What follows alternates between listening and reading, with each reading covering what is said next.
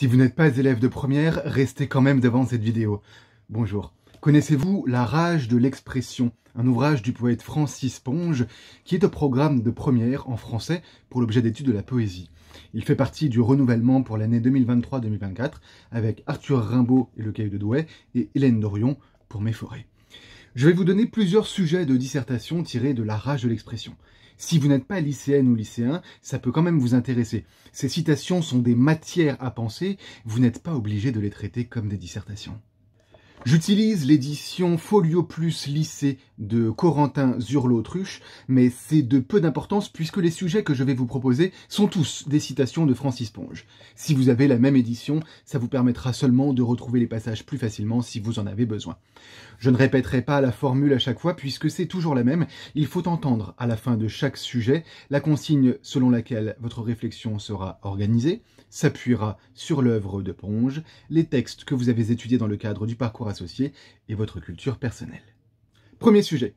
Dans Berge de la Loire, Ponge souhaite ne sacrifier jamais l'objet de son étude à la mise en valeur de quelques trouvailles verbales qu'il aurait faites à son propos, ni à l'arrangement en poème de plusieurs de ces trouvailles.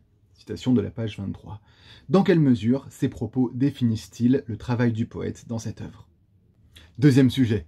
Le poète est un moraliste qui dissocie les qualités de l'objet, puis les recompose, comme le peintre dissocie les couleurs, la lumière, et les recompose dans sa toile. En quoi cette définition éclaire-t-elle votre lecture de l'œuvre? La citation est tirée de Notes prises pour un oiseau, page 42. Troisième sujet, citation. « Nous ferons des pas merveilleux. L'homme fera des pas merveilleux s'il redescend aux choses, comme il faut redescendre aux mots pour exprimer les choses convenablement, et s'applique à les étudier et à les exprimer en faisant confiance à la fois à son œil, à sa raison et à son intuition, sans prévention qui l'empêche de suivre les nouveautés qu'elles contiennent, et sachant les considérer dans leur essence, comme dans leurs détails. » La citation vient de Notes prises pour un oiseau, page 46, et la question qu'on pourrait vous poser suite à cela serait « Comment cette citation permet-elle de définir le travail de Francis Ponge ?» Petite précision, une des difficultés de ce sujet est la longueur de la citation qu'il faut s'assurer de bien comprendre. Ensuite, il faudra en tirer une problématique pertinente. Quatrième sujet, cette fois-ci, je vous en propose un court. Est-ce la poésie? Je n'en sais rien et peu importe. Pour moi, c'est un besoin, un engagement, une colère, une affaire d'amour-propre, et voilà tout, déclare Francis Ponge dans L'Œillet, page 47.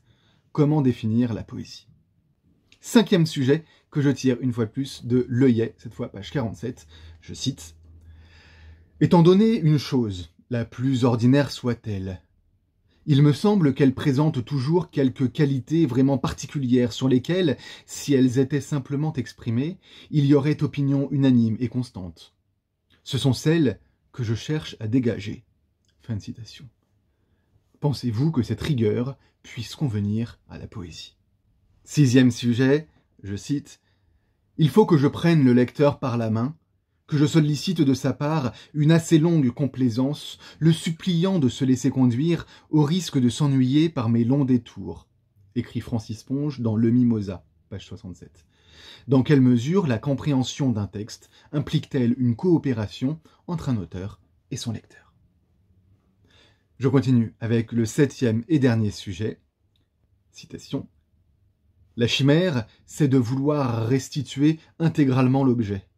Tu n'arriveras jamais qu'à donner une idée, un moment, d'un objet. » Le Carnet du bois de pin, page 110. Selon vous, l'art doit-il chercher à exprimer l'intégralité ou l'idée? Alors attention, ce sont là des exercices que je vous donne, des exemples de la matière à penser. Il me faut donc absolument rappeler que le sujet de la dissertation n'est pas forcément une citation, que si c'est une citation, elle n'est pas forcément tirée du livre, et elle n'est pas non plus forcément de l'auteur. Donc ne vous laissez pas non plus biaiser par l'approche que j'ai eue de vous donner les 7 sujets dans cette vidéo. Bon courage dans vos exercices. Si certains en ont l'énergie, n'hésitez pas à donner en commentaire la problématique ou le plan que vous avez suivi, en précisant évidemment de quel sujet il s'agit. Que le sujet de la citation n'est pas forcément une citation. J'ai dit quoi là? J'ai dit la dissertation ou de la citation? Ah bah.